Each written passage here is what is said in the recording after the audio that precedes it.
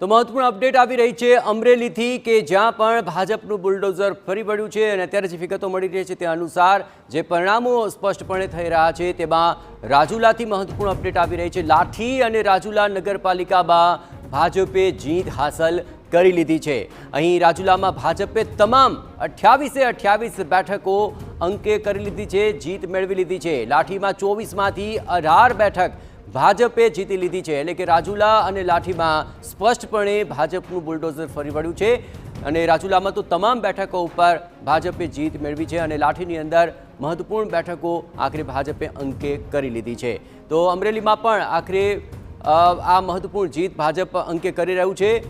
લાઠીમાં કુલ 24 બેઠકોમાંથી 18 બેઠકો ભાજપે જીતી લીધી છે અને રાજુલામાં 28 બેઠકો ઉપર ભાજપે જીત હાંસલ કરી છે। તો ભાજપનું આગેકૂચ જે છે તે સતત આગળ અત્યારે જણાઈ રહ્યું છે। જૂનાગઢની વાત કરીએ।